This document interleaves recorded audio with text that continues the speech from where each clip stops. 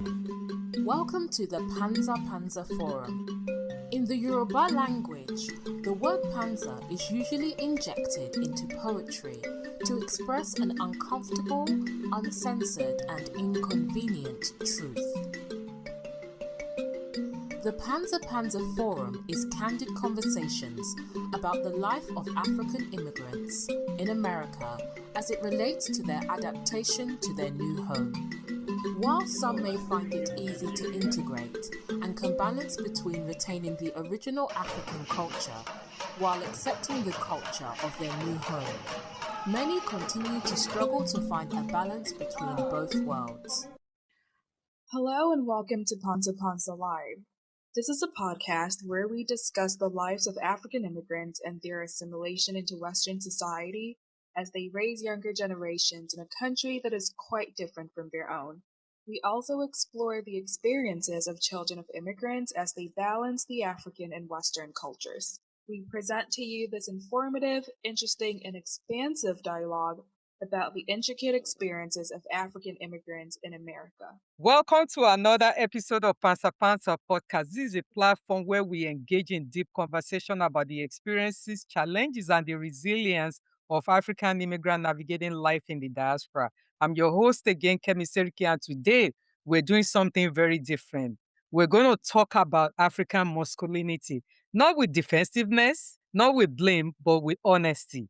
A few episodes back, I spoke to cultural commentator, community organizer, the founder of Redefining African Masculinity, RAM, about why blaming African parents for building houses back home is a lazy argument.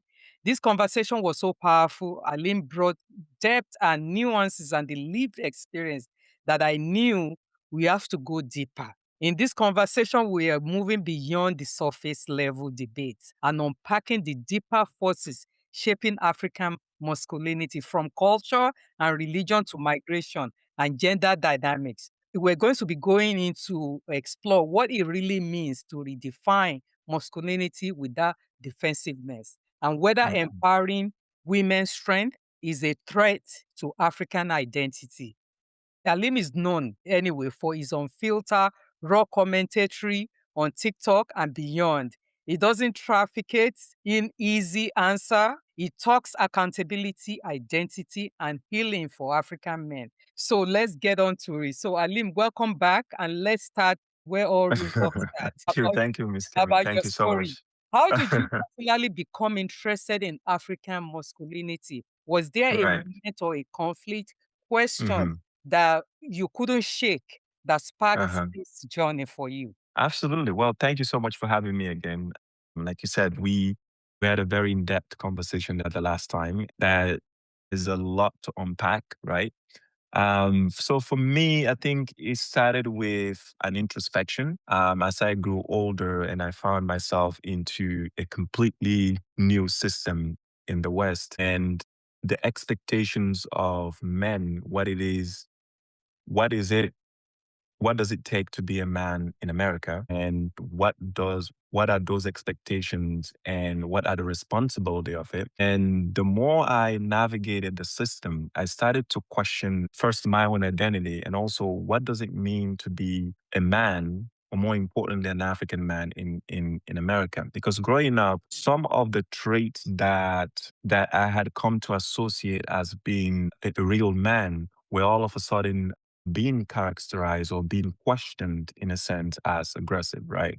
Because growing up back home, and for us, a real masculine man is someone who is strong, who is a little bit aggressive in some ways, right? But also someone who can provide and protect and be there for his family, as we've seen in our fathers when they leave the house. They come back late in the evenings, and we have our mothers in the homes taking care of the kids. And for us, that is where we've come to. That is what I had come to internalize, right? I always say that I barely had a moment with some of my male figures in my life, be it my uncle, my grandfathers, very young age, or the male figures who had come to cross path with has somehow developed a model from them, which is this emotionally closed off type of persona, but someone who works really hard to make sure that their family is fed and the family's needs are met, and more importantly, that they're protected. So fast forward now to when I came in here, where all of a sudden we are talking about emotions. We are talking about, um, coexisting in a space that reflect equality with women. And also we are getting to the nuances and intricacies of what does it mean, the equality really mean for men in America, right? And so for me, I was navigating those spaces and I came to an introspection and I asked myself, really, what does it mean to be a man, an African man in a space where my tonality can be misconstrued as African, as aggressive. My accent, the way I speak, the way I pronounce certain words can be misconstrued as being aggressive towards the opposite gender, or the way I see things, right? Or the way I internalize certain ideas can be perceived as being aggressive or as toxic masculinity, right? So these are all things that I was starting to, go through as a young man. And I eventually came to realize that, wait a minute, I think African masculinity sits at the intersection of, culture, migration, identity, family, and survival especially for those of us who are in the diaspora. And so therefore it would take an intentional introspection, an intentional conversation with us, but also with our African sisters about what does it mean to be an African man in the 21st century, and how can we ensure that we have a very productive conversation, a conversation that pushes towards involvement, not demonizing one another, not destroying African men, but that empowers both of us at the same time and empower our community. So that is all to say, it took a personal introspection, going through as a young man, interacting with the system and seeing what is rewarded, what is punished, and knowing that there's part of me that I had inherited from my home that cannot coexist with the Western system in a sense. And so I had to calibrate myself a little bit more. I had to start thinking a little bit more of how I react, how I engage. Even in spaces where I found women, I have to think 3 times nowadays, right? So it's a little it comes with a little bit of nuance, right? One might say it's good because you are now being more mindful of the words you say, your interaction. But one might also say that it puts African men into a bind in a way, into a bind in a way that makes us question who we are, and we really don't have an outlet to vocalize that, because when we do, folks are quick to point out that we're misogynistic or we're too aggressive, right? We're stuck in an outdated era, right? So for me, I started coming out and say, listen, guys, I hear you and I'm all for women empowerment and I've been there. And that is my strongest, um, I, I would say, advocacy. What I also don't want us to lose sight of African men, especially those in the diaspora. And I want them to have a platform, an outlet for them to be heard. Only then can we start the conversation of redefining African masculinity. Yeah.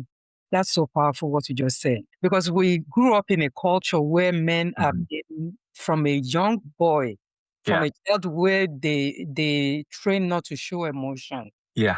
They say you have to be a man, you have to be strong, you don't show emotion. Women are the ones who are supposed to cry and show emotion.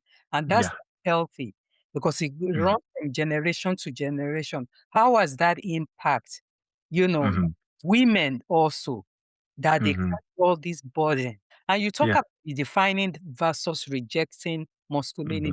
For many African men, even using the word redefine feels like an attack or reaction. For sure. I have gotten a lot of pushback because, like, as you rightfully mentioned, for generations, masculinity was built around duty, sacrifice, provision, protection, leadership, and endurance, right? The African man was taught to survive. Emotions came later. Sometimes it never came at all, right? And so, but today, the world has changed faster than what African men were emotionally prepared for, right?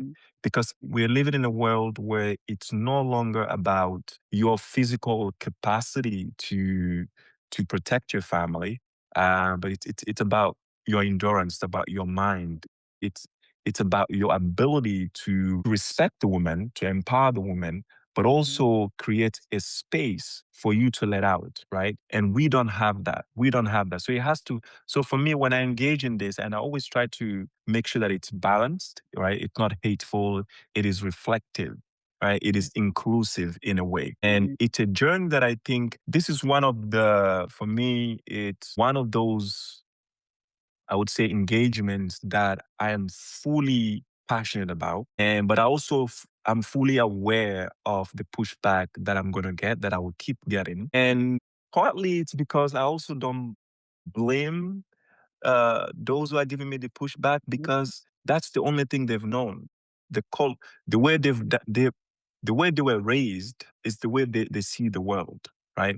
And so for someone to come and tell them that that is the wrong way, right? And we have to pivot. I'm not saying what you know is wrong. What I'm saying is the world has changed and we have to adapt and pivot. We can still keep to our culture, but we have to pivot. It's a lot. And it cannot happen overnight. It takes constant conversations, a lot of pushbacks, right? Like what's the saying that Rome was not built in a day, right? It took a lot of time for the civil rights movement to actually take hold, right? And so for me, I see this movement in those terms. It takes a lot. So as to the question, what's wrong? I think we can just boil it down to we were raised with some degree of aggressiveness, rigidity, right? And on the one hand, there's a benefit to that. Of course, there is the pros are there because as a man, it aligns you with your purpose. It makes you feel like you have an inherent sense to provide, to protect, to be there for your family, right? That responsibility squarely falls on you. I think the downside of that, it sort of makes us emotionally weak, right? And it does not allow us to let out what's going on inside us. And it doesn't allow us to really vocalize our pain, to really, showcase our emotions in a way that is powerful, that is helpful. And so a lot of African men have internalized that. They have a lot of unresolved trauma, right? Emotionally distant, and they're emotionally weak. So they don't know how to live and strive in an environment that requires emotional stability. And I see a lot of African men suffer. You hear these days, and I've seen a lot African kids coming out these that are talking about, how their parents were wrong, and how they're trying to say African parents were aggressive, African parenting style were aggressive, and that African parenting, has come at their own detriment in a sense, right? And I sit back and say, that's not fair to African parents. And I think the conversation should always be, how can we improve, right? How can we are grateful for what they have given us, right? We're grateful for the culture, for the values they have given us. We're grateful for the sense of responsibility they've instilled in us that allow us to strive here while still trying to align ourselves with the 24th century culture, right? I think that is something we should be grateful for. So we can just have this conversation and say, okay, this is where we need to move from, right? We need to have that emotion one another. I'll give an example. As a man, the way I show my mother that I love her, it's completely different to the way my sisters or the siblings who were born in this country express their love to her. One day, so ever since my sister was born, I mean, she's about to be a teenager now. We have this way of expressing affection for one another. Anything towards our mom, we hug. Whenever I visit, that hug must be there. If I leave, the hug is not there. It's like a crisis at home, right? But for her, and she hugs my mother too. So for her, that's something. And I remember one day my mother saying that, well, whenever you come here, you hug your sister, but I've never received a hug from you, right? So, so, so, and I don't remember the last time I consciously told my mom that I loved her. If I was not, maybe when I'm in a sick bed and I think like I'm about to meet my maker, and I said I love you in a sense, right? But for me to utter those words, it's not. I just find it a little bit heavy, right? Because that's how I was raised. I was never raised to utter those words. I love you. I was raised to manifest it. I was raised because manifesting for me love is being there, providing, protecting, and making sure that I don't miss my responsibility towards my family. And it's the same thing towards her. But I caught myself in that. And I've been trying to pivot a little bit more. I started with my grandmother, saying I love you. It felt a little bit uncomfortable at first. Nowadays, I'm going back and forth. I'm like, okay, it still feels uncomfortable, but I'm pushing myself to do that because I want to get to a point where I normalize it, right? Where it's saying I love you, expressing emotions. It's actually something that I count. And also try to practice with my wife a little bit more. Where like I'm expressing emotion, I'm showcasing it, right? When I feel vulnerable, I'm trying to find an outlet for that. I don't want to emotionally dump on my family, but I also want to let them know, hey, I'm feeling a little bit vulnerable here. I'm feeling tired. I'm in pain. I would tell you something. It goes to a point. I used to live a life where even if I had an accident, my folks wouldn't know because I didn't want to burden them with the pain. I will go through that alone. A lot of African men go through that here. They don't showcase their emotions. They don't showcase their pain, right? But the worst part, we expect our family and loved ones to understand us, right? To try to empathize with us. And I feel like that's where the disconnect comes between the genders, especially the African men and African women, where African men expect African women to empathize with them. But how are they going to empathize with us when we don't share and we don't know? And we always have this mindset of we're strong, we're invisible, and that nothing will shake us, right? So, one of my mentor told me one day that an African man knows how to survive hardship, but he does not know how to process pain, how to share pain, right? And so for me, that has been a thing. So that is all to say that I am back in this journey fully knowing what it takes. And initially started with the zeal for women's empowerment.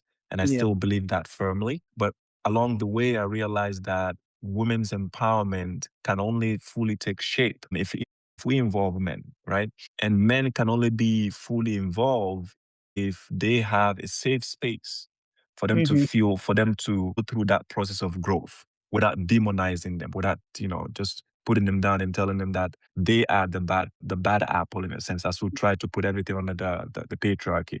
That is not to say that the downfalls, the bad element of the patriarchy do not exist. They do exist. But we have to acknowledge them together as a collective. And a lot of time, you're so right in many of these things, when apart from not showing physical emotion but from men, they are not realizing how does it affect them also in their physical health in itself. Because a lot of these men could suffer from hypertension, they could suffer even the idea of depression is not something we talk about in our community because we don't even know what is depression. Depends when you don't have material wealth. But we are not thinking the emotion that we are not expressing could lead to mental health issue that our community are not really addressing. And you talk about women empowerment. So in African society versus Western feminism, kind of different when they talk about what is feminism. For women in Africa, they talk about womanism. I don't know whether you've heard of that term. I've heard of the term before, yes. So in Western conversation, redefining masculinity is tied to feminism, which you also said just now, tied to feminism. But in African context, many women identify with African womanism, which prioritize family centrality, because for us African women, it's about family. Land rights, which, back home is about land rights. A woman should be able to have the same access to a land as men. Political participation, which is very not common in our society. I'm talking about the modern political participation, not traditional, but because go back in the olden days where you have, rulers, ruler does not have gender attached to it. So it could be a male, it could be a female. So women also, we talk about in African context, reproductive rights and environmental protection rather than the Western idea of individualism. So my question is, do you believe that redefining African masculinity require embracing African womanism? Yeah, absolutely. Because I think the premise behind that is African womanism is primarily predicated on family, community, right? And yes, well, there's a long way to go in terms of wider participation, including political participation, of course, and the pass down of legacy, economic legacy, of course, lands, as you've mentioned. But for me, I do believe that we cannot separate those two, right? because African masculinity, the only way we can evolve is if we align it with African womanhood. And when I speak of feminism, a lot of time people, as African men tend to sort of raise an eyebrow because they always think of feminism in terms of the Western lens of feminism, right? And I always try to say, it's about our African sisters. And that's that is a fundamental objective that we must keep in mind. I think our African sisters have gone through a lot. Now that the world has evolved, we have to pivot, or we have to make sure that they are part of our growth, but they're also the beneficiary of our growth, right? And I don't know if you've gone through my TikTok. There was I'm always promoting African men to choose African women. That for me, that is. I'm going to talk to you about that. Yeah, for me, that is that is not negotiable. Right? Partly is because yes, they have suffered along us. So therefore, when we grow, they also need to benefit from our growth. And we need to acknowledge their empowerment. We need to make sure that we participate in their empowerment. That is also a non-negotiable point. And African womanhood is essential because it is intrinsically tied to our values as African men, right? And we must make sure that we cement that. And that is fundamental. That is why a lot of people ask, when I've heard somebody told me one day that usually when I see African feminists, African men who proclaim to be feminist or who act to be feminist, they associate themselves with the Western sense of feminism, and they usually try to deviate away from the African woman, right? Because they have sort of come to the rational conclusion that the only way they can be feminist is if they associate themselves with a modern woman, a Western woman, right? Because then for them, that is the ultimate expression of feminism, that, you're with this empowered woman. I said, no, actually, no. I'm talking about, of late, I saw someone question, I don't know if you know Chimamanda Ngozi, of course, you must know her. Somebody said recently when there was an issue with her child being dying in Nigerian hospital, somebody said, oh, wow, she was married and had a kid. And I said, I'm sorry, what do you think she was? Yeah, I thought she was a feminist. The fact that she said, oh, I thought she was a feminist, and you couldn't connect the dot of she's a feminist, but you didn't think she could be a family person, like she could be a wife and a mother, right? So I'm trying for African men to disassociate that feminism, or it's intrinsically tied to African womanhood. The moment we start thinking about that, I think we will be more inclined to be opened up. We'll be more inclined to participate in African women empowerment, and we'll be more inclined to open up and grow. The fear a lot of African men have is the moment they embrace any element of feminism, they fear that they're losing their identity, they're losing the values, which I which is not necessarily true, because if you look at, as you said, African womanhood comes with those values. Family centric, family oriented, right? The only piece that is missing there is for us to widen that participation a little bit and say, okay, yeah, I'm going to go with this one because one, they're my African sisters. B, they have my values. And C, empowering them goes beyond feminism. You're also empowering your community in so doing. So I'm trying to make sure that I sort of connect all these dots for African men so that they see that empowering African women or redefining African masculinity is not just a one-way street, right? It is something that is a collective effort that has so many benefits to it, that benefit the African women, but also African men at the same time. And you're so right, because, many of in our African community, they see a push for women equal right is a threat to family structure. Yeah. And somebody to believe that Chiamanda Ngozi does not have children, but they don't get married. Yeah. No. And when we continue with this kind of thinking that we are not educating the most population community of men, even some women themselves who are being programmed to think in that direction. Yeah. What do you mean a feminist? Feminists don't have children. Also feminists, we know if you are in a domestic violence, for you to get out as soon as possible and said, no, I'm not going to condone this abuse in front of my children so that they won't grow up in a home where denies domestic violence. So that's very powerful. historically, I said, African women held role as a leader. Yeah. And they are the traders. We have women who were warriors. Yeah. Still are.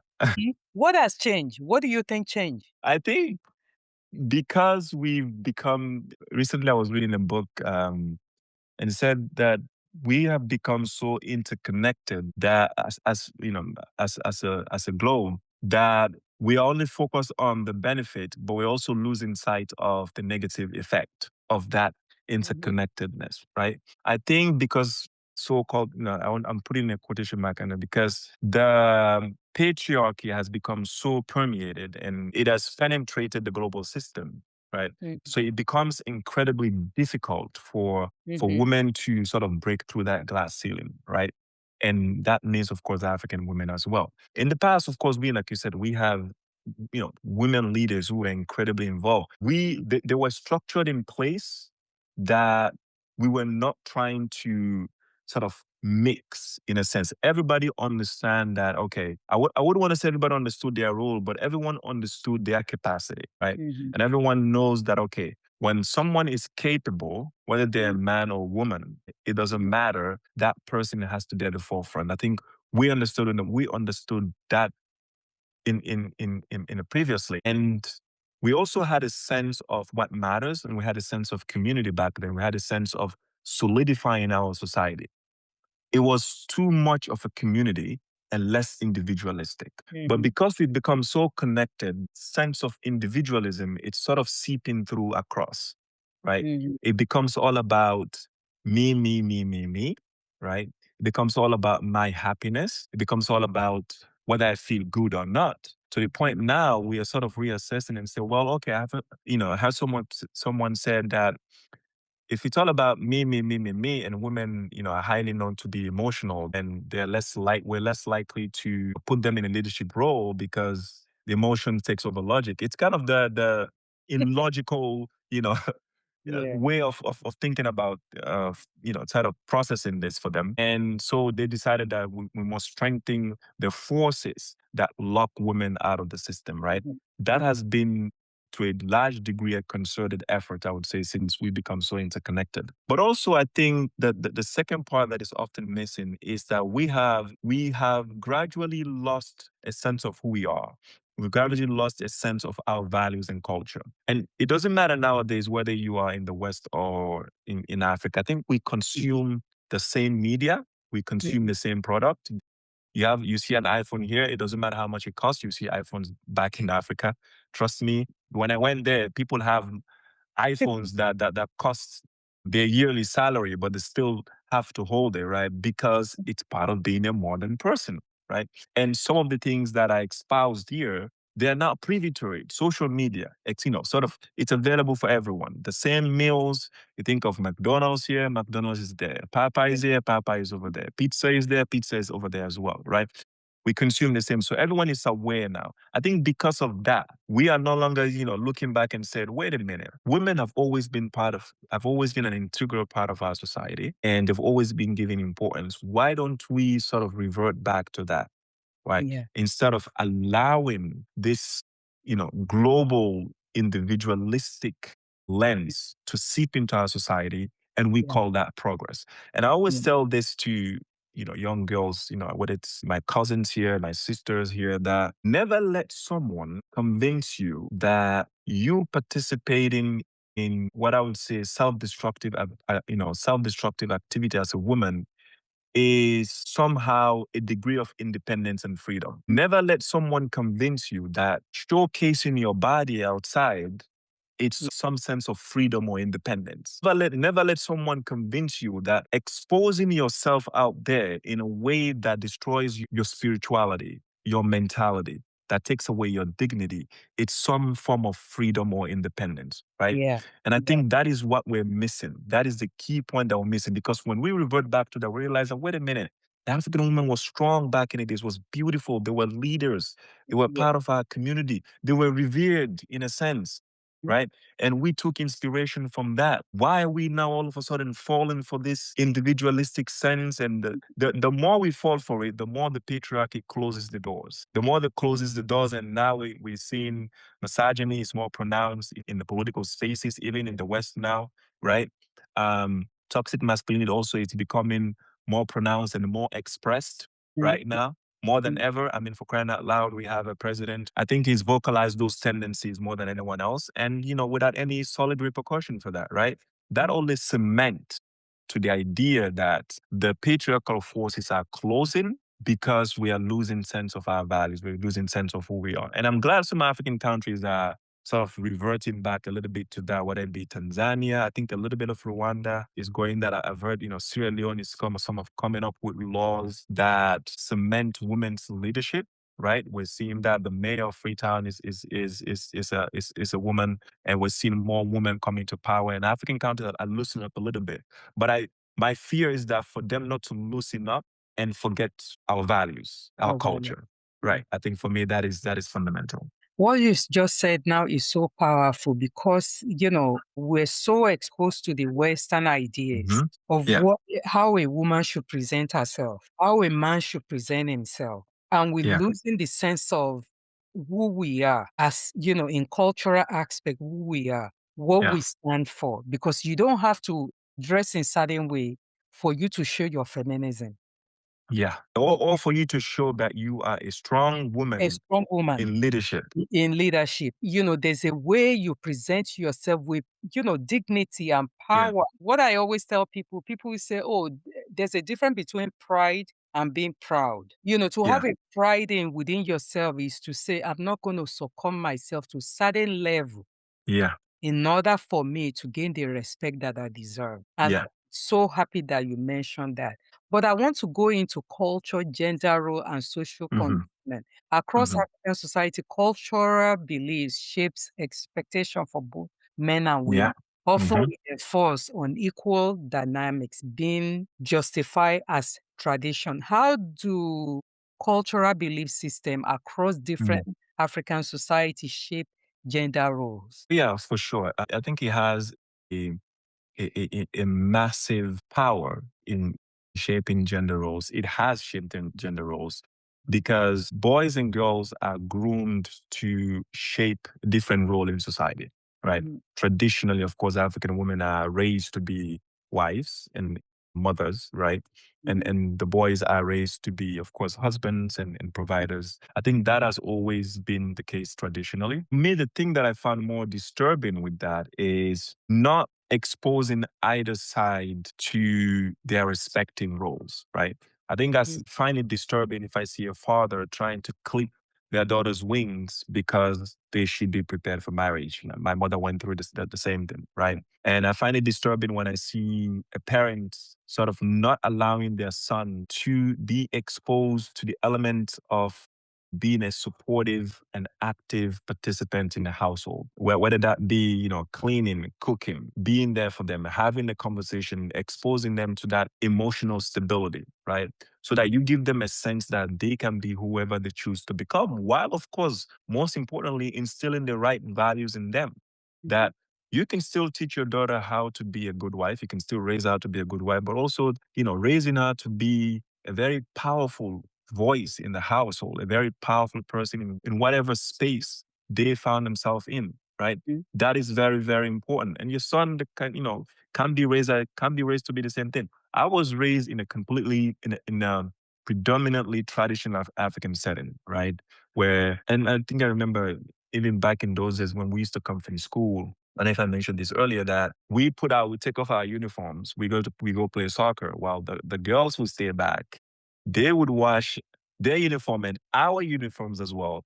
And once they're done, they also help out with the cooking, right? And we just put our uniform, that's it, we're out playing soccer, right? I think it might, in retrospect, when I look at it and be like, well, yeah, that was in a sense raising us to be sort of traditional African men with no sense of emotional responsibility in the household, right? Yeah. Which I don't think it's fair. And it's something that I try to make sure that I instill in my sister. And of course, if I have daughters down the line, to make sure I instill in them that it's not your responsibility alone. When I'm with my wife, I try to make sure that I do the dishes. And sometimes it bothers her a little bit. Well, why do you do this? I'm like, because I've been alone and I used to do this on my own. And now I don't think it's fair for you to cook and do the dishes while I just sit down and just say, hey, I do the work, I provide that. I don't think that is necessarily fair, right? And trying your best to sort of dismantle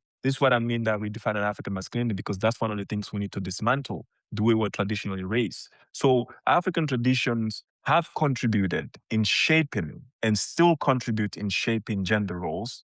And sometimes those traditions become an obstacle to growth, right? Because there are a lot of people today, when I go into African communities in society, when I start talking about, empowering African girls, I'm talking about, they should go to school, they should pursue their education. You have some fathers says, well, they will go to high school to the extent up until they find a man, and that's it, right? Which is disturbing for a father to think, because you're not saying, well, let them finish school first, right? And then they can make the choice to say, okay, listen, I want to get married. Because if you raise them right and you instill the right values in them, and they're able to get their education, they're able to be self-sufficient, trust me, the right values in them would always want them to be family. They will always push them to be a family person, right? And there's nothing more beautiful than being in a couple when the woman is educated, the man is educated. The woman is educated in the sense to be self-sufficient. The man is educated in the importance, right? In the importance of gender equality. I think that is more powerful, because when I talk about education, when I talk about both men and women being educated, I mean gender education in the sense of a woman getting education, but I mean gender equality education from the man's perspective, from the African man's perspective.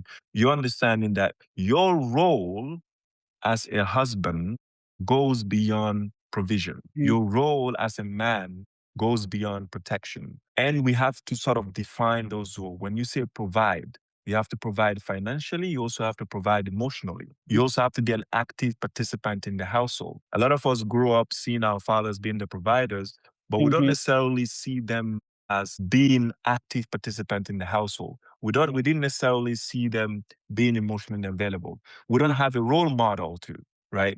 So that's why it's easy for us to blame African men these days, but it is more rewarding and more difficult for us to understand that these folks were raised with a completely different mindset. They were raised with a tradition that tells them that women are to be domesticated and men, they are the providers. So now you want them to reverse overnight. Yeah, that it's going to take a little bit more work for us to do that. So yeah, but it starts with dismantling the negative aspect of African tradition. We have to come out and say that this part, no, we have to put that aside. We're all for families. We are all for our values, but African women need to be empowered.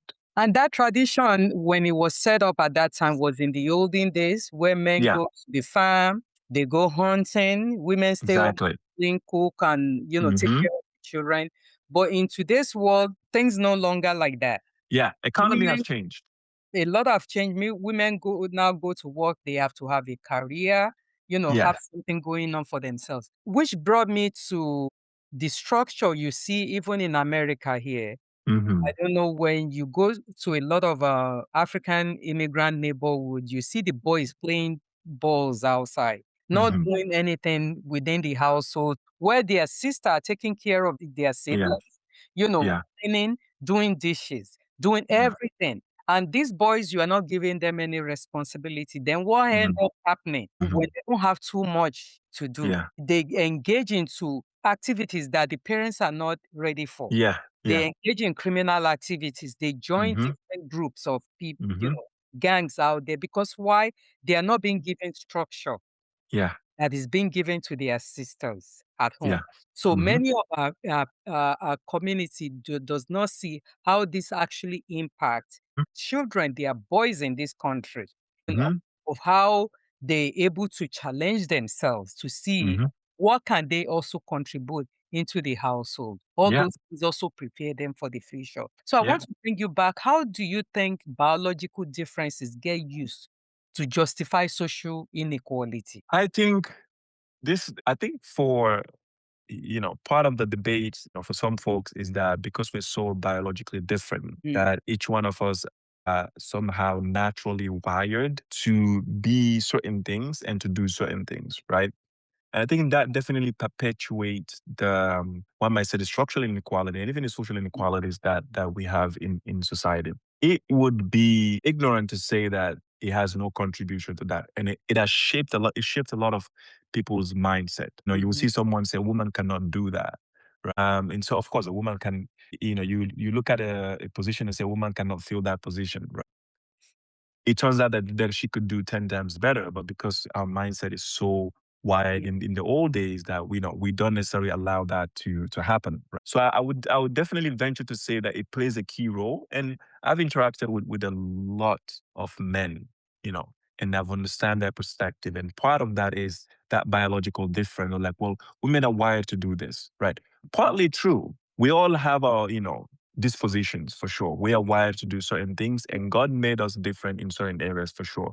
But when it comes to equality, I think biology should not be a key factor in determining equal outcome, right? I think opportunities should be made available to both. Outcome, yes, outcome, only performance can determine outcome, right?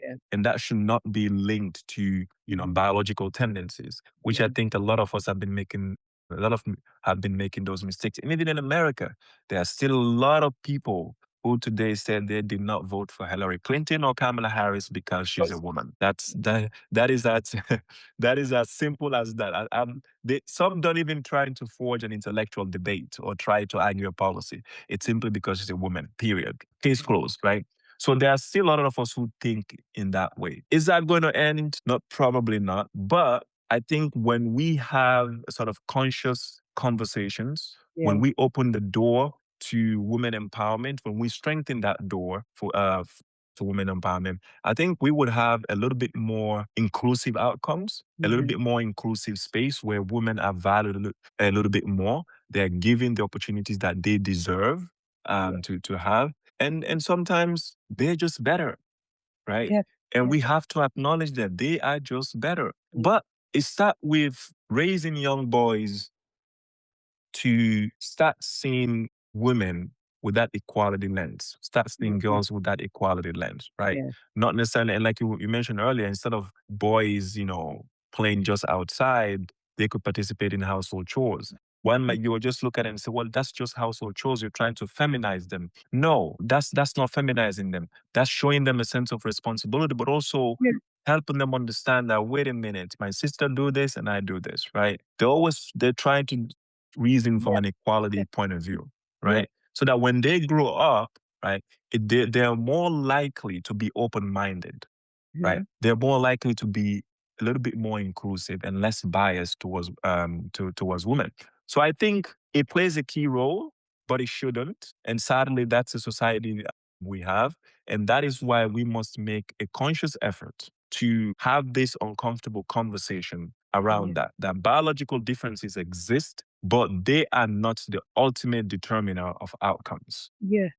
And when you have boys also responsible for things, it creates, in the household, it creates structure in their life. Because they're not going to live with you as parents forever. They may not even be married by the time they leave your house. I'll give you an example. Their own. I left my parents' house, during my college days, and I'm kind of scrambling. Oh my God, listen, I need to learn how to cook. Otherwise, I'm going to starve. Because these foods that I try to eat here and there by our side, the way I was raised as an African man, I would die of hunger because I need to eat a proper food. And so you start reasoning, okay, you need to learn how to cook. You need to learn how to do your dishes. You need to be responsible in the household. Yeah, you're going to work outside, but then when you come out, so you don't have anyone there. Who's going to do your dishes, man? Who's going to do your laundry, right? Who's going to fold them for you? Who's going to allow you to just sit back and relax and see everything will get done by itself, right? That's not the right thing. And it starts right now from a very early age. And, we have to really bring this conversation for African parents to understand that this is how you put structure in your children's life, whether they are male or female. This is how to understand they have to be independent on their own. Even if they marry somebody, they may probably won't get a woman who is going to stay home and be a housewife because they may Yeah. not even be able to afford to have Yeah. a housewife. The Uh, economy, yeah, eh, especially now. because they have to make a living in the West, which is very demanding that Extremely. everybody has to contribute to the household, Yeah. bills and everything. So we have to be realistic about this. So I want Mm-hmm. to thank you. We have not discussed religion Mm-hmm. in this conversation that define the forces of African masculinity. Mm-hmm. So across Africa, the most dominant religion are Christianity and Islam. Mm-hmm. Our traditional belief system, our traditional religion, both have a strong teaching on gender roles. Mm-hmm. In your observation, how does religion, specifically scripture, Mm-hmm. whether you're talking about Christianity, which I know you are not, or in the Mm-hmm. mosque authority, Mm-hmm. or community interpretation that shape what African men believe that they Mm-hmm. own Mm-hmm. versus what they must sacrifice? Do you believe they have to own a woman? Mm-hmm. Or the delicate of sacrificing their so-called self-worth? See, I think religion has been one of the tools that has been used as a weapon to treat women badly. And it has often been misconstrued, right? I think for men, especially religious men, whether it's be Christian or Muslim, and I speak mostly for Muslim men, is that for us, anything that is not codified, that is not explicitly mentioned in the Quran or Hadith, it's sort of seen as, something you can push aside, right? But we Muslim men, we speak a lot of the teachings of Prophet Muhammad, peace and blessings be upon him. We speak a lot about his actions, the way he led his life, the way he led the ummah, the community, and the pathway he's provided for us. What we fail to acknowledge a lot of time in his teaching is how he interacted with the women around him and how he uplifted them, how he respected them. We're talking, this is a man who got up when his daughter walked into a meeting he's having. He got up and gave her the seat, basically showing that, and he was on the floor, right? You're giving your daughter. Imagine today, a man giving his daughter, 20 something daughter, just grab a seat. I was sitting on the floor. That's unheard of, right? Or taking the time to groom himself so that he would be a little bit more appealing to his wives, right? Or taking the time to engage his wife. Aisha, um, the prophet's wife, I think the prophet's youngest wife, he believed in her so much, right? I think he once said that she's incredibly so smart, right? That he trusts her with all the revelations that, that God was passing on through him. And it turns out that the Quran or the hadiths that we hold so dear today, most of it came through the memory of Aisha, right? She had to be consulted through that. So, and she was very attentive, she was very focused and keeping an eye on the teachings on the way of the prophets, right? And even the prophets acknowledged that. And Khadijah, the prophet's first wife, who I guess, she was 40 when she married him, I would say, and he was 25, right? And the sort of reverence he had for her, an astute businesswoman who's made it for herself, but also a businesswoman who saw the honesty, right, and the values in him to recognize and never once brought shame to them and was always very firm. And she was the first one who believed in him. She was the first one who stood by him firmly. And just hearing the way he characterized her, the pedestal he put her on, right? The respect he gave her. I think that is something that a lot of us miss as African or as, Muslim men in these days. So we try to use religion to oppress women in a sense. We try to use it as a tool to justify our terrible tendencies towards women, which I'm always, whenever I hear someone use religion to justify that, it irks me because you are twisting the words of the religion. You are twisting the words of God. You're twisting the words of the prophet you so-called claim to rely on, right? And the same thing goes for Christianity as well. I think a lot of Christians, believe that at least back in the days that women, are to be domesticated and all that, and they should be go out and provide. That's not necessarily true. I think the key point that's missing here is each one of us have a role, right? And sometimes to a large degree, that role is largely based on our natural inclinations, right? And our natural tendencies, right? One might say that a mother can be more nurturing than a father. That's a fact, right? A father, you can have an emotional tie to your kids, but the bond that a mother has with their kid, it's completely different, right? Yeah. And us trying to debate that, us trying to change that, us trying to somehow use that as a political tool, I think it does a disservice to the entire conversation. So these are things that need to be acknowledged. But trying to use that natural inclination and use religion to justify why women should be excluded, I think it's dishonesty, right? And I think we should deviate from that because religion itself promotes equality, not equality that we are so talking, not the 50-50 equality. I put 50, you do 50. No, it promotes equality in the sense of harmony, the harmony of the family, the harmony of the community, right? It promotes respect for women. It promotes respect for women. There's a reason why in Islam it says a man's heaven lies under his mother's feet. There's a reason why they say that. They didn't say under your father's feet, under your mother's feet. Your heaven lies under your mother's feet. You have to respect your mother. You have to make sure that it's not necessarily because she's a mother, because she's a woman. The pain she goes through to give labor, the 9 months, that's something you will never understand. We will never understand. We will never come to compare. Not only going through that, not only the 9 months labor, the ability to give life to someone, to a human being, that alone is 10 times higher, is 10 times higher. And God has given women that. And so for me, when I talk about these things and when people try to, I remember the last time when I declared myself a feminist, I think was a conference. And then someone came and asked, how can you be a Muslim and a feminist? And I said, why not? In the pinpoint me in the Quran that says women should not be respected, women should not be empowered, women should not be allowed in leadership spaces.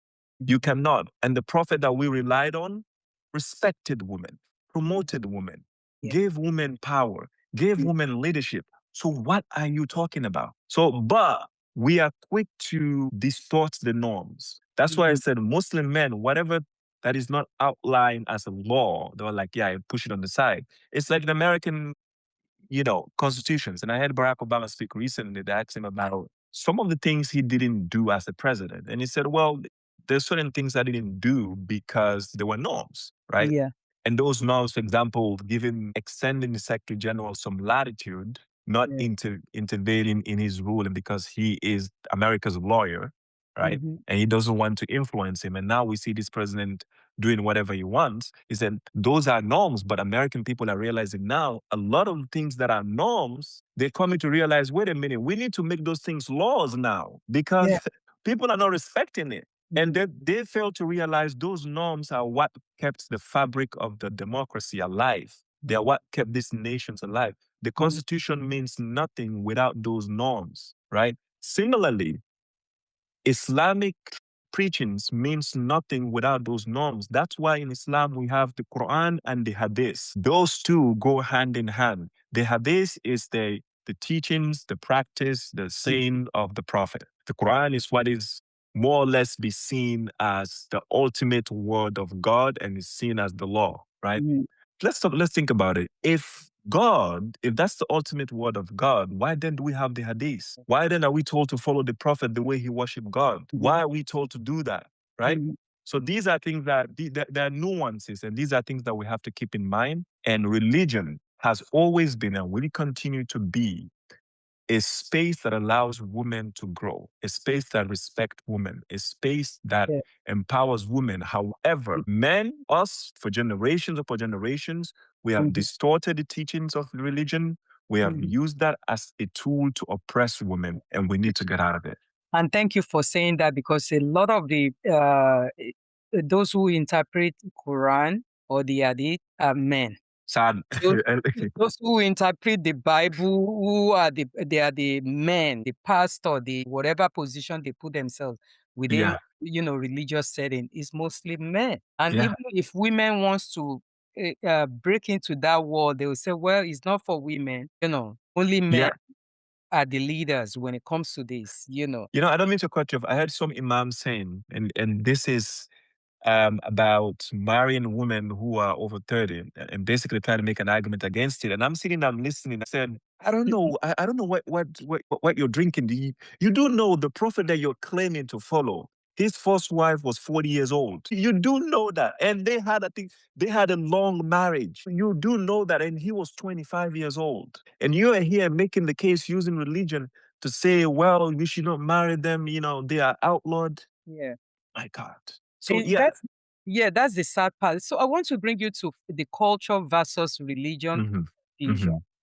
mhm, When mhm. if African can no longer tell which one is apart. Yeah, yeah.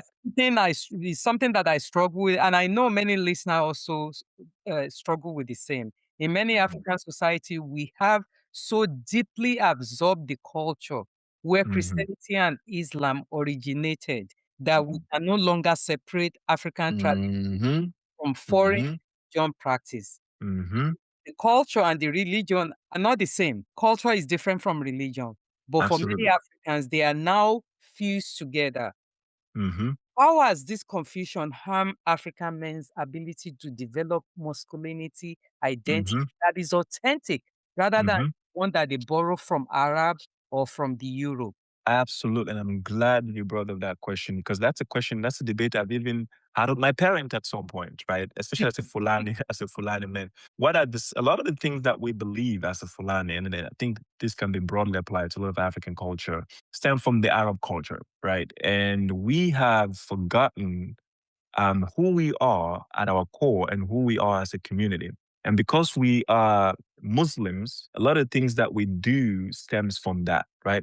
But we fail to take a step back and sort of introspect a little bit. We fail to become a Muslim without, cementing our culture, right? Mm, And I'll give you an example. When the prophet himself, when he knew that I think he was about to become a prophet and he was entering into prophethood, his family himself did not believe him. His family wanted, they did everything to ostracize him. Of course, they tried to kill him, pushed him away. That's why the Quran is divided into two because of, the two separate journey he took from Mecca to Medina, his livelihood there, and the type of support and systems that he had around him. But his family had a culture that was completely different from Islam. His family were mm, worshiping idols. The Quraysh, they were worshiping idols. And here he's a young man. Here's a man coming and telling this culture you're following. It's not even religion at that point because you're worshiping idols. But the culture that came from that was, theft, lying, degrading women, right? In fact, one of his encounter was that, he came that repulsed him so much was how women were treated in a sense as more or less as slaves. And he's here teaching them, no, no, no, that's not what God asks us to do. God asks us to respect women. God asks us to embrace women. God asks us to protect women, right? God asks us to promote women, not treat them as slaves, not, subject them to poor conditions and oppress them. They're like, what are you talking about? Because back in the days, they put women and black and slaves as one, right?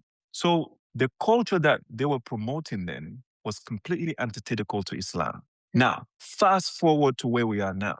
The culture that a lot of um, Arab countries have are completely antithetical to some of our African culture, right? mm, For some reasons, religion came to us through a channel. I think mhm, Christianity came to Africa as the stepping stone for colonialism. It was used, as a tool to, usher in Western interest, right? And so that's why a lot of us associate, a lot of Christians, even the way Christianity is practiced these days stems from mhm, Western roots. Same thing from in Islam. A lot of us come from Arab. Today, we're having a debate about a lot of people going to Hajj, taking a huge fortune, going to Mecca in Saudi Arabia.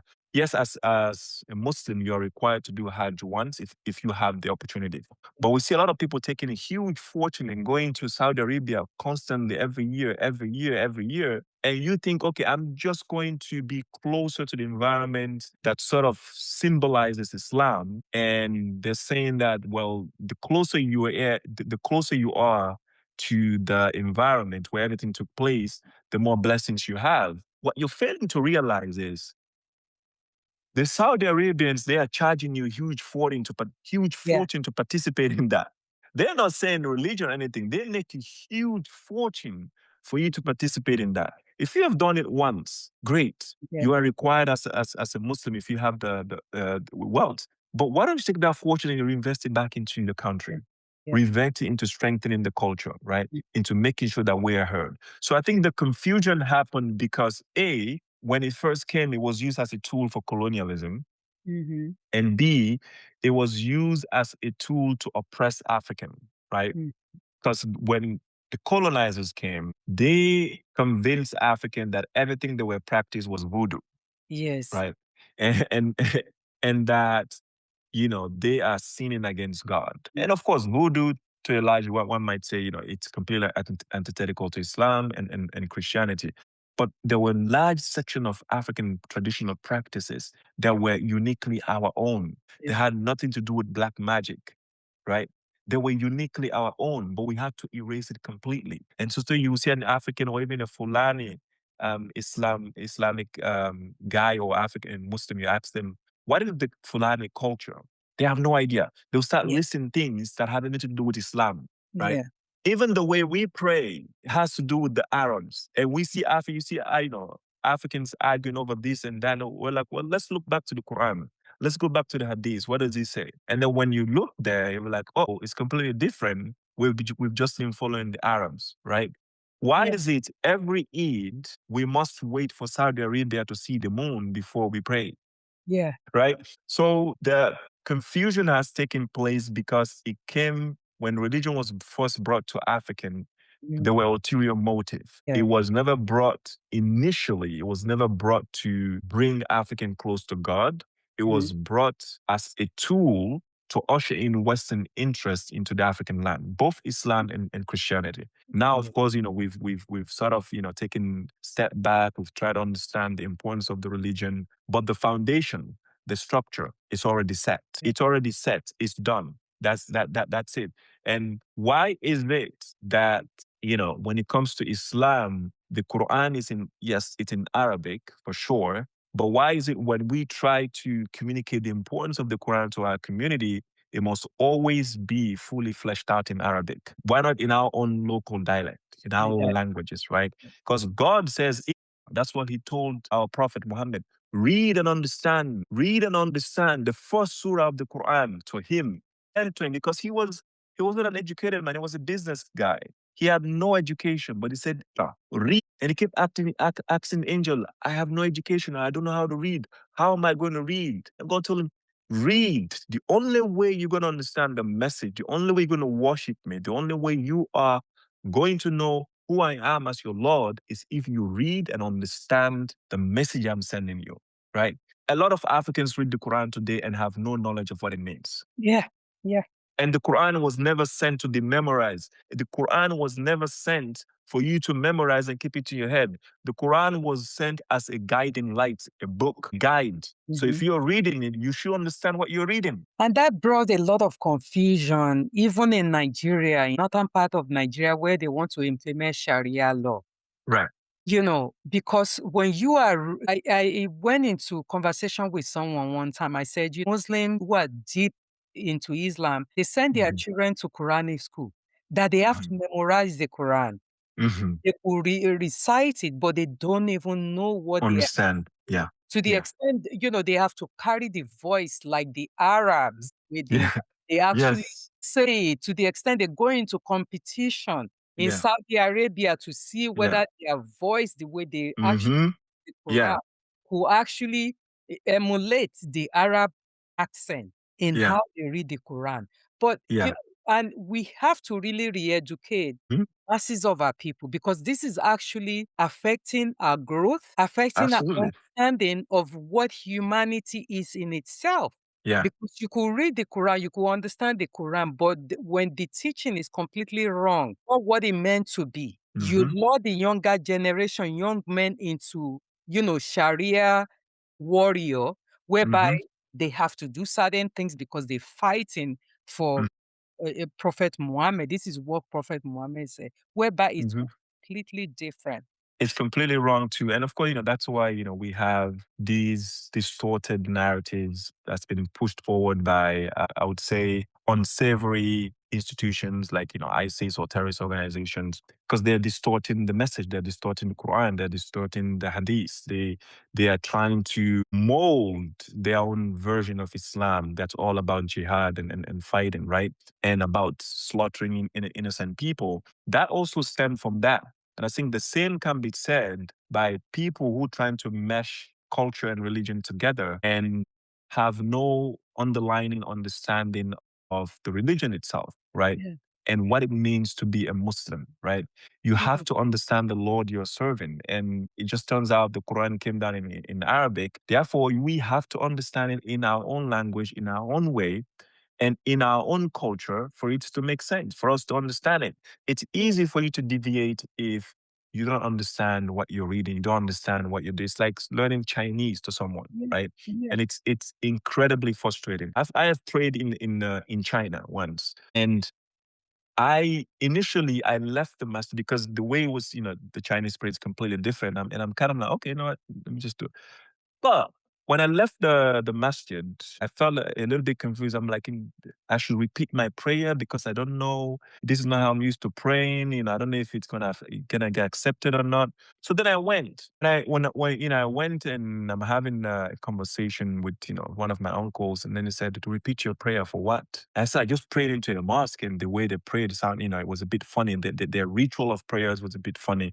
He said, no, you don't. That is them. They understand the religion, but they're also not losing their culture, right? They are practicing the religion within their culture. And there's nothing wrong with that. So you go to China, your experience of Islam in China, okay, can be different from your experience of Islam in India or in the Philippines or in Africa, right? That is not to say the message changes. That is not to say the common ritual changes. No, the same way you make wudu in China is the same way you make wudu in India, the same way you make wudu in Guinea, the same way you make wudu in Tanzania, the same way you can make wudu in the States. That nothing changed. The basic fundamental element of Islam never changes. However, your application of it, right, that's fundamental. And your understanding of it is fundamental, right? And therefore, you should never lose your culture of it. And for me, that was the learning moment for me where I said, okay, wait a minute. I should never look down on a culture because of how they practice Islam, in a sense, right? They are staying true to their culture and also staying true to to the religion. I remember there was one last thing when the Sahabas, the followers of Muhammad, peace and blessing be upon him, when he sent some of his followers to go to Abyssinia, now present day Ethiopia, to talk to the Christian king about providing refuge to the Muslims that have been scoured around, they were being chased and they were being killed. So they were looking for a safe havens. And then the Sahabas went to the king in Abyssinia. And before they could get there, the Quraishi, the prophet's family, had sent someone to sort of go and put a stop to that message and make sure that those followers are captured and killed and all that, so that the Christian king, will actually, chastise them. Okay, so they went there, they presented their message, and then the king said, why should I believe you? Why should I not believe what your family is saying, the Quraysh? Why should I not capture and kill you? And then the Sahaba sort of said, your religion and my religion are the same. We follow the same God. And then they said, prove it. Then the Sahabas had to, pull out the chapters from the Quran, right? Showing him this is the message from God. And then the king said, that's the same message our Jesus Christ received. You see? Right. So I am not going to kill you. And he told that of the family, they're not going anywhere. And so long they're in my land, they are saved and no one will touch them. Right? So the prophet understood that. He didn't say because they are Christians, their way of understanding God is different, therefore we should not go there. As a prophet, he only follows the word of God. Right? So that means by extension, God must have directed him, go to the Christian king and seek a safe haven there. Right? So these are things that's very important. I think we should be Yeah, and this is how they push many people away from the religion, because when Yeah. you have to continue to interpret things that is oppressive to certain set of people, Yeah. people can't tell the differences between their religion and their culture, or we Yeah. have to oppress women, which brought me to the idea of men saying, oh, according to Islam, according to the Quran, I could marry as many as 4 wives. And I said, what I understand from Prophet Muhammad, may peace be upon him, he says, can you share the love equally Yeah. among them? Yeah, that even the Quran did state that if you cannot feel a child of an orphan, of course, and you think that you can marry one or two or three, well, that's fine. But I think that the but is where a lot of people miss, right? It's like they forget the condition and they just take the idea. Like you said, you have to treat them equally and love them equally, right? There is no way. People always mistake that when you say treat them equally, they always think of, oh, I can take care of them financially equally. If I buy one for this, I can buy. No, that's not, equality does not stop there. You have to treat them equally. As a man, of course, you have 4 wives. By default, you're going to have one person there that you love more than the other person, right? And right there, you have, you are committing a sin because you're not treating them equally. You're not giving them the same love, right? So you have to make sure that is the case. And there are also the conditions that have to be in place for you to be able to engage in marrying 1, 2 or 3 or 4 women, right? A lot of Muslim men do not understand those conditions, and or if they understand them, they try to ignore the conditions, right?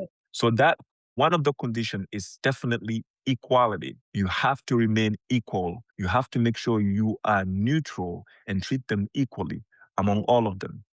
How many men does that? Those who have 4 wives, 3 or 4 wives? No. Right. So it's a very scary thing for them to do. And they tend to say, well, Prophet Muhammad, married multiple wives. Well, take a step back a little bit more. You gotta take a step back. Married his first wife died. He married again. He was given a young girl. Okay. The other women that were all attached to him at the end of the day, again, which goes to the fundamental point I've been trying to make. When they said the divorced women from the fighters who were killed, and the society was shunning them, was pushing them aside, was ostracizing them, right? Trying to put them down, saying that no man would marry them in a sense. There he was, like, no. Well, I'm going to show you guys, these women are valuable. Yeah. These women have values. So therefore, I'm marrying them. What is more powerful than you as the prophet? That everyone know you are the prophet by leading and saying that these women have values, and I'm going to show you guys they have values by marrying them. Because once he marries them, guess what? Now, according to their society standards, you're going to refer them as the prophet's wife. You're not only going to, you're no longer allowed to disrespect them, to shun them, to to ostracize them from society anymore, because you're not going to ostracize the prophet's wife. So that is the missing piece that a lot of us are missing this day and age when it comes to the 3 or 4 wives. And that is something that's also permeated the African cultures, especially Islamic African cultures these days. Yeah. Marrying left and right. And then, it's all about, some people marry just for revenge. I need another wife. Some people marry because now I'm economically more sound. But your economic more sound, you're creating poverty from generation to generation. Many of these men cannot even take care of one wife, take care of the children. Yeah. The children they have married from multiple wives become the burden on the older children. There you go. Whereby Right? each one of the children from each mother, the firstborn will be the one to care for their younger generation. Yeah. I've seen it a Whereby lot. it affects them of their own growth, of their own individualistic life, whereby they could build themselves up. They are busy taking care of their siblings. They didn't Yeah. bring the world, but the father make them do that. Yeah. And that is a sad reality. That is actually very common in African society. Up to this day, the fathers having kids, multiple kids with different women, having multiple wives, and the elder kids end up raising the younger ones, right? Yeah. And they end up sacrificing their future for the younger ones, right? Yeah. And that is a sad reality, because then you are shifting the burden, you're shifting your responsibility to your older kids. And you also have to answer to those kids. Yeah. in the next day if we're talking about religion, right? Because you are snatching away their opportunities, their future, right? Yeah. You're snatching your ticket. And most importantly, you're snatching away their innocence, right? Yes. Because as a kid, what I've seen in Africa countless times where 16, 14, or as low as 13 years old kid are out there doing petty trade. They're not in school. And then when you ask them, well, I got siblings. I got to take care of my siblings. You're 13, 14. What do you mean I got to take care of your siblings? Yeah. Right? This is the age for you to be innocent, for you to be a normal 13-year-old kid, go to school, play some games with your friends, make some mistakes, learn a lesson, grow. Not responsibility being leveled on your head at a very young age. That's why when they grow up to be very rigid, very stern. They don't know what life looks like. For them, Yeah. life is all about responsibility, responsibility, Yeah. responsibility. And And this is that's not fair. so I want to bring you to the side entrance Mm-hmm. in the mosque. Okay. I want to ground this as a real example. There's a Mm-hmm. podcast, like I said before, that is called More Muslims, which Mm-hmm. I recently discovered, and it has an episode titled Side Entrance. Mm-hmm. Okay. In many traditional mosques, women Mm-hmm. enter through separate, smaller, or less accessible doors. Some communities even tell women to just pray at home instead of complaining. If they which maybe they are not Africans, maybe from some of these Arab countries, whereby if Mm-hmm. the space is small, you could pray at home. You don't need to come to the mosque. Mm-hmm. So male worshippers sometimes they've never even seen the women's side. For Muslim men in the diaspora, what Mm-hmm. does this physical separation communicate about women's worth? And if you are a imam, would you change this and why? Mm-hmm. I think for me, and this is where I think I would want to go back to when we spoke about African womanhood and feminism, and we also spoke about the values, and we spoke about African women being that there's not one definition of women's empowerment. There's not one definition of women's dignity. Women protecting their dignity. I think I mentioned earlier, doesn't have to be showcasing our body. So the reason for that, the reason why there's this physical separation between the men and women, and then the men in front, I think that the side door, it's something some people have sort of amplified in a sense. But all the masjid that I've been, there's always a larger space for women in the back to pray. But the reason because of that physical space is this is where the understanding of each other's natural tendency come to play, right? I think in a sense that there's a deep belief among the Muslim community that we men we have a natural tendency towards women, right? Whenever we see them, that sort of becomes a distraction, and B, we start developing something for them. That is Mhm. the belief, right? That is one. I think that the second thing is the protection of women, which is also key because the woman, as we've seen, across the world, women feel unsafe whether they're working at night. I've seen some women carrying like a pepper spray or sort of some type of knife because they feel like, hey, when they're working at night, someone might just jump on them, right? Or they feel like when men are looking at them a certain way, they feel a little bit uncomfortable.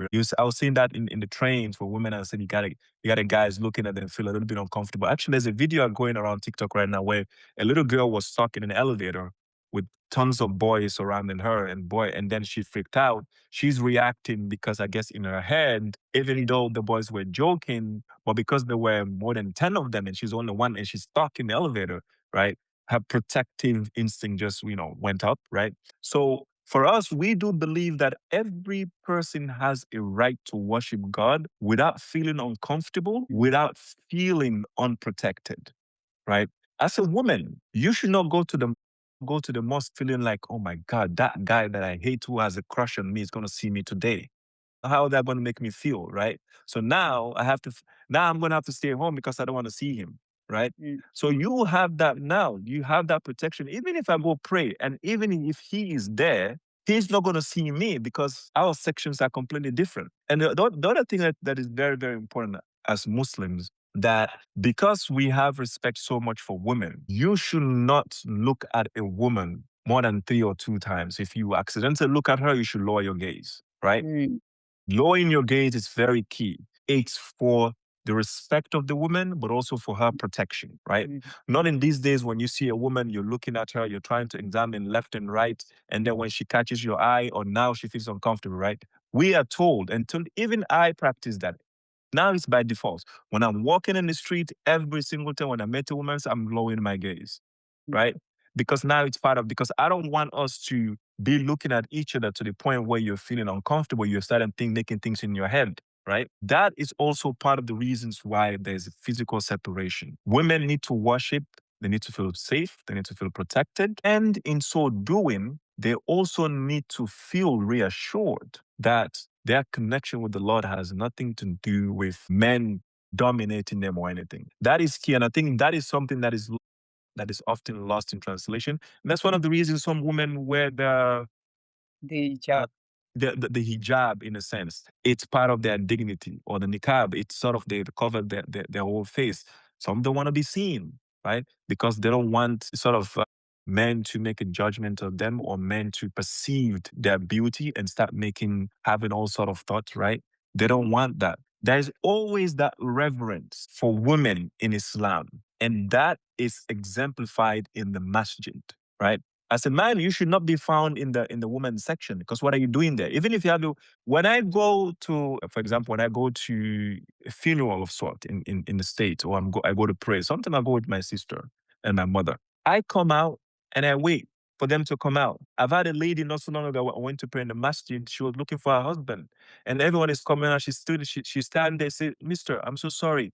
Could you go inside and call my husband?" I said, "What is his name? His name is this." Now that is the wife. Why couldn't she just go into the masjid and just inside and call? You go into the masjid, you're looking for your husband. Somehow you met an eye with someone. In your head, nothing happened, but you never know what something comes out of it. Now all of a sudden someone sees you and you're beautiful. Even if you have a wife, you have a husband or not.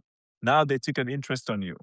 So that is just, sort of, I would say the common sense way to sort of put it, right? Because there's, of course, there's a religious benefit to these things as well.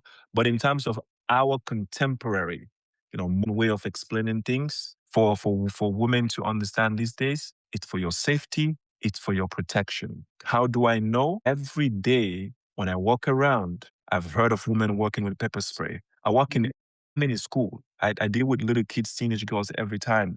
I collect pepper spray from them. Sometimes I even collect the box cutters from them. Say, "Mister, I leave school at night. I gotta protect myself. I can't just be walking around without being protected, right?" That's why it's key. Well, it's really important, but they also, to me, have to be trained. And I understand the aspect of men praying separately, women pray. But if they are trained to understand that these are women, they have to be respected. Of course. Whether, they pray separately or not, we still go out in the open population and intermingle each other. Absolutely. That is the must. They have to be respected at all time. And for me, that indicates a little bit more of respect, because if I'm going in the masjid and I'm scanning around, and of course I'm being a man, and it boys, this concept of, again, we're wired in a certain way, and one might say when you grow, some people are more matured or not. But if there's that barrier does not exist, I would sense a little bit more of discomfort, right? Yeah. Because some women might not feel comfortable being eyed by everyone, right? And the reason why I say that's even more evident in the street, in a general sense, a little bit more women don't like the way you look at them. Even you just taking a quick glance at them, they feel a little bit uncomfortable, right? So we don't want that. But I also hear your point. That does not mean that just because they're put in a separate section that they are less valuable, right? Far from that. No. They are more, they have values. They have to be respected. The same way in the house, right? In your private spaces, when the wife is changing and of course you have a kid, so just be there and do your thing. Or why we have to stand there and wait for, women to change and all that. That is part of the process, and understanding that they have to be exalted, they have to respect them, and they need to give them their own space for them to do their thing. And afterwards, then we can engage. In the same masjid, when women are out, the prayers is done, you wait for your spouse, you wait for your sister, you wait for your mother. and then you guys come out and go. That way, both of you worship the Lord without any distractions and without either of you feeling unsafe or unprotected or feeling less And then valued. you have to also look at the women. I mean, in the mosques, they have to pray shoulder to shoulder. Everybody Yeah. has to be close. Yeah, even the men, and The men, when you're praying, you pray very close. You stand shoulder to shoulder with one yes, another. yes, That's the structure that is different compared to yeah, any other religion, which is understandable. I'm almost done. no Another one problem. I want to bring in is about Nikai loopholes. Uh-huh. This is another episode. I love this podcast so much. I started following. Okay. It's Uh-huh. another episode from More Muslim Exposed, something called Mm-hmm. Nikai. Mm-hmm. I'm calling it right. The Nikai, that where the Muslim nikah. men, Mm-hmm. nikah, right? Mm-hmm. Where Yeah, Muslim nikah. men marry in front of the imam. Marriage is recognized by the faith, but Mm-hmm. never registered with the state. This happens Mm-hmm. in America as well as in England, in Mm-hmm. Europe. Mm-hmm. That way, if the relationship breaks, the man avoid Mm-hmm. alimony, child support, Mm-hmm. or legal accountability. This happens among Muslims living abroad, Mm-hmm. from New York City courtroom to United Kingdom. Mm-hmm. Mm-hmm. My question is, have you ever seen this practice among African immigrant men in the diaspora? Mm-hmm. For I example, think city. yes, but I think for us, it's what I've observed. It's more like a default point, right? Mm, It's like for us when we're not used to states being involved into a married life. I think, and I want to preface this by saying there are protection in Islam for women, right? There was a case in India. There's even a documentary that came out not so long ago. It's called Hack.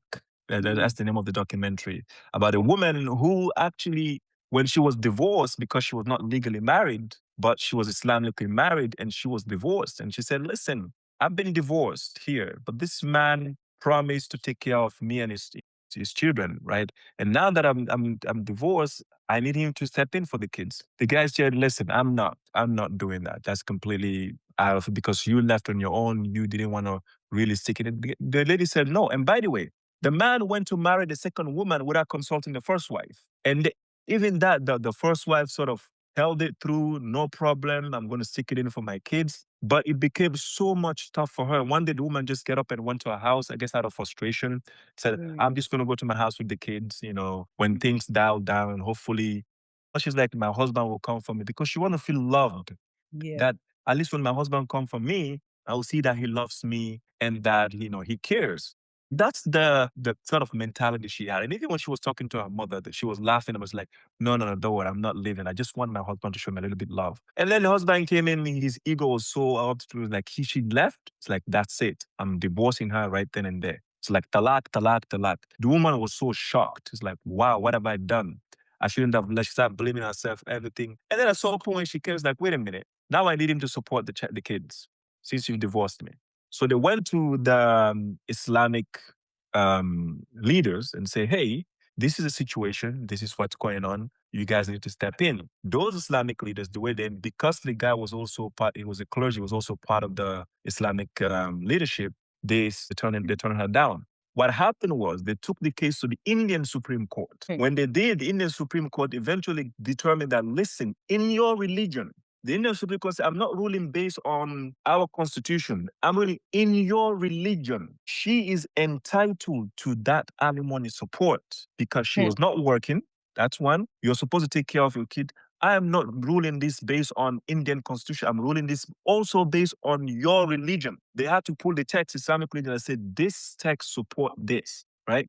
So Islam does has that foundation that, hey, you need to take care of your kids, you need to take care of the woman, you need to provide support, especially when she's not working. Now, the question is it fully applied? Not necessarily, right? Because again, given that men, and this is where I have to cave in, that, they are the head of those leadership Islamic councils, they tend to interpret it differently. But that is not even a norm that is actually codified in Islamic text. It's there. Now, let's leave it to the state. And I have to come out and say, I am not in full support of that, because for multiple reasons. I think, and African men by default, they don't really register their marriages in the States, right? when they're here. I think the only time they try to register their marriages is if they're trying to bring their spouses from Africa to here. That's when they're like, okay, I have to go through these legal marriage things and all. But given the times that we live in, and I always tell this even to my youngest brothers and siblings, and I have to come out and say, as much as I'm for women empowerment, I'm trying to push this equality, I would never push for the state to get involved in your marital affairs. I will always advise you to be fair. I will always advise you to do right by the woman. I will always step for her if needs be. If I have to step in as an elder brother and you're doing wrong to your wife, I will, right? If God forbid you leave your wife anything, she's going to get what she's supposed to get. That is nothing going to change. But the reason why I will try to avoid the states, because when the state steps into your marital life, it changes forever. It's no longer about you, or it becomes about the state, and the state now controls your marital life for the rest of your life, whether you like it or not. I'm not talking about determining whether the kids should be taken care of or not. Child support. That's not what I'm talking about. I'm talking about now your kids are in the system. The system get to determine how your kids are raised. The system get to determine your marriages. And a lot of African men are sort of starting to say, wait a minute, I don't want to do that anymore. I've spoken to a man, I think he must be in his 50-something. And I don't know if you look at my videos, I'm always trying to say, African, we should go back, we should try to embrace the continent. And this guy saw my videos like, listen, you're doing a good work, but let me tell you, it's not that simple. I'm like, uncomplicated for me.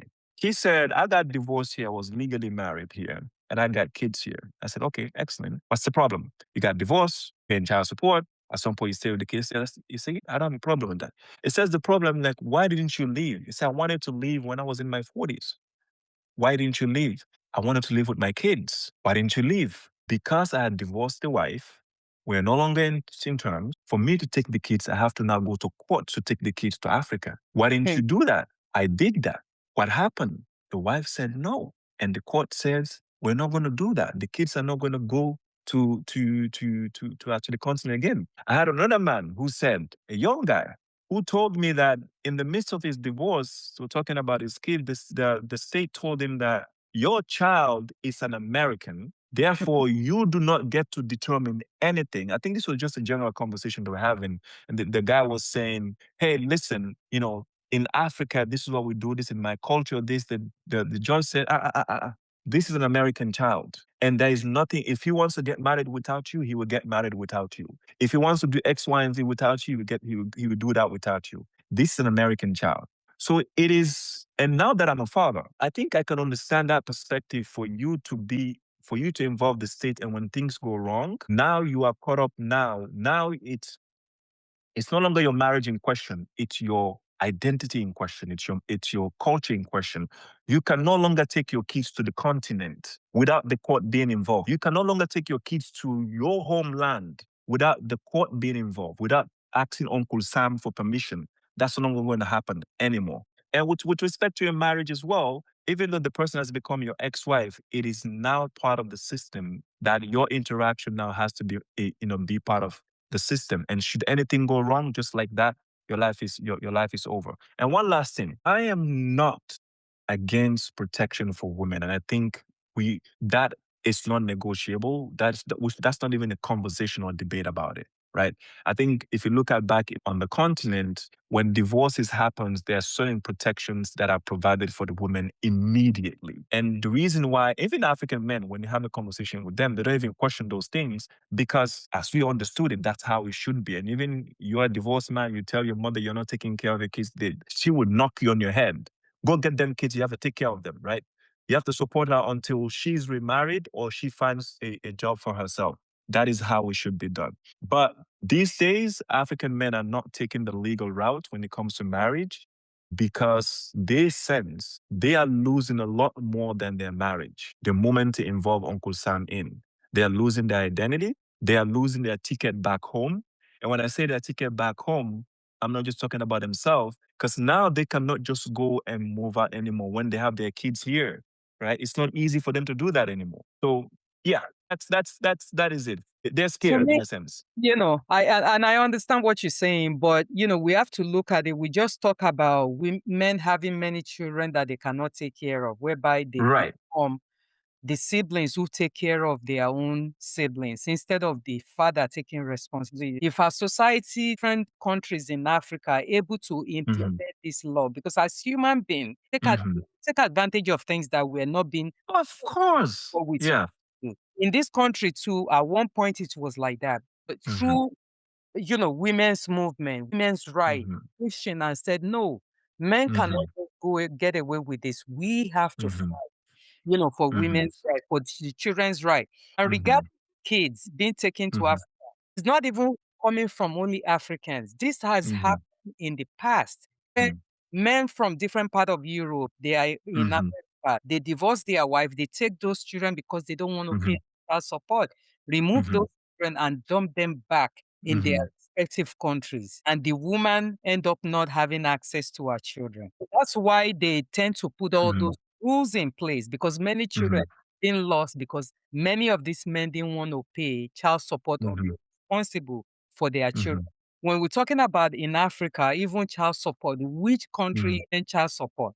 No, In- that doesn't exist. Yeah, it does, because when a woman divorces a husband, she lives, in Nigeria per se, in my culture, she leaves those children in the With the husband's man. house. Yes, The man will most of tell the time. you, not, you are not taking those children other man's house, not even to your mother's house, because it's a sense of pride to say another man is taking care of my children. Those children are placed in a home whereby the man will end up marrying another woman. Then those children will be the one to suffer mostly. And that's why some women end up staying in an abusive relationship because they don't want to leave their children alone. No, I see. I understand that perspective, and I think it's valid to make that case because, and then of course, you're trying to protect the kids. You're trying to make sure that there's some, sense of stability for them. That is all valid, right? The concern these days, and my mother always used to say, always says that, this generation is completely different from her generation, right? Partly because the understanding of certain norms, the understanding of certain values sort of escape us for most of us, right? So I think there have most women, especially our generation, especially in the West, or should I say some women, and that have been magnified in a sense, take advantage of the system, right? And because of that, an African man, a general man living in America, whether it's in European or you're an American yourself here, I think you can participate in that system. And of course, you have to support your kids and you have to provide that support that is needed, the stability that is needed. This is what you understand. And for you, there is no conversation of going back home. I think, yes, are there some men who just want to dump their kids back home and say, yeah, and cut access from the woman? Yeah, of course. But I think to a large degree, right? There are some men who simply wants to go back home at the end of the day when they reach certain age, when they want to take their kids back home and just move and say, listen, I'm not avoiding responsibility. I want to take care of my kids and I'm taking those kids with me. And you can have access to them. They can come back to America as you want. You can go back. But I just feel like as an African and I want to expose my kids to Africa, to the African culture, I want to go back.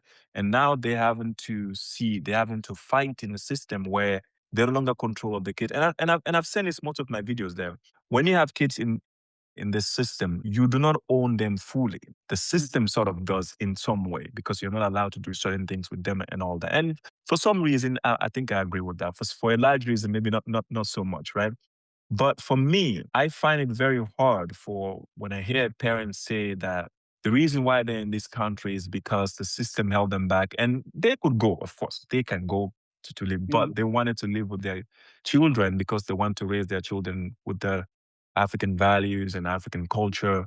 But that is extremely difficult. Or seeing women taking advantage of the system and not necessarily wanting them to be cooperative in sense and say, okay, listen, I understand you're an African. This is what it means to you, but you must provide. I think the provide and protect is always key. And the last point I want to make is this. In Africa, one try to dump around the responsibility, yes, but for a large part of the majority of the men, and this is where we talked about, the rigid African masculinity that a lot of us grew up with. We grew up with the pride of taking care of your family. That is there. And so when when they get divorced with their women, for them, the pride of taking care of your kids it's always there. And that means you got to be there. That's why they fight. Hey, I got to hold on to them. What is the pride? I want another man to raise my kids. I want to be the one responsible for them. And of course, there's a side effect to that, because when you marry a woman, she might not treat those kids the same way. But so long you open the door for their mothers, to have access to them, or for you guys to co-parent in a very peaceful way,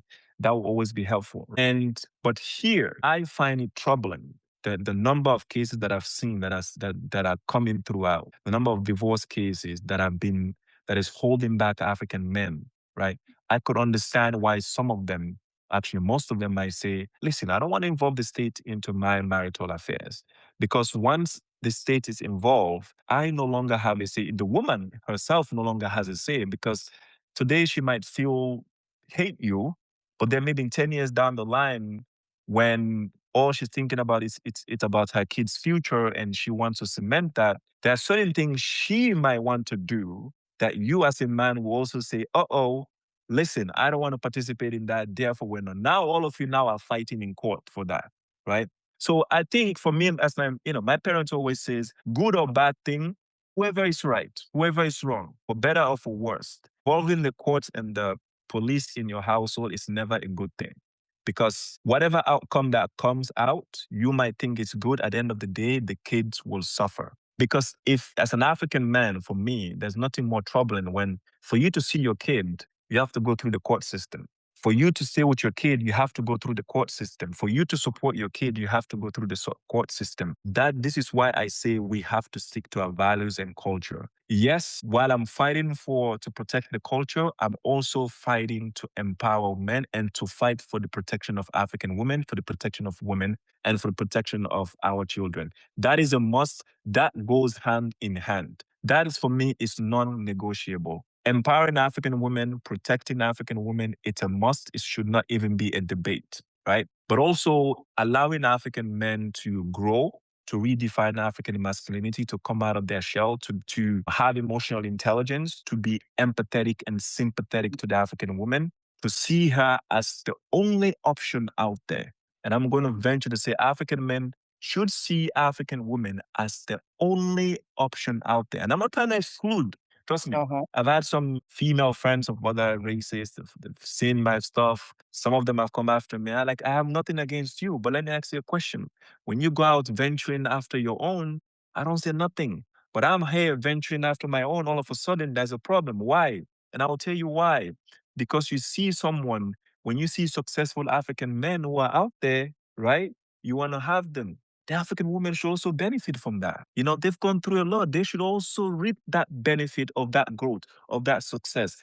That's why I always encourage my African brothers, everyone out there, my siblings, stick with the African woman. And I have a lot of people who tell me they will do this. They have been do this. If you look at the system, this and that, no one is perfect. We have to work this thing out together, but we have to stick together. And I'm always going to encourage African men to stick to the African woman, no matter how things may be, no matter the rumors, no matter the words that are out there that people are trying to put the African woman down, or they're loud, or they're aggressive, they're this, they're that.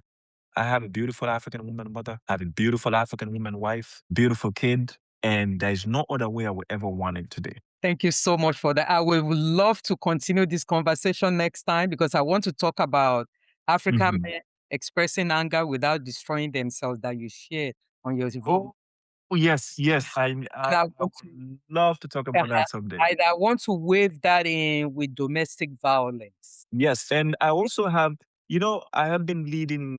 I think I would have a little bit more, what to call again. I would have a little bit more scope, because I've involved intermediate in a lot of cases, especially with respect to the African community, not only regarding domestic violence, but also regarding how African men are expressing anger and the consequences of that, but also the consequences of controlling yourself. And what does that mean for African masculinity?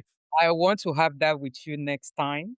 For sure. Alim Bari. No problem. Thank you so much. Alim Bari, this has been anything but defensive. You show up with honesty that too many members of our community in the diaspora avoid. Thank you. Here is what I'm taking away. Redefining African masculinity is not about tearing down men. It's about freeing them from pride that isolate them, from the religion that is misused, from the culture that confuse control with strength, from silence that protect and abuse. If you're an African man in the diaspora listening, or someone you love, share this episode. Follow Alim on TikTok.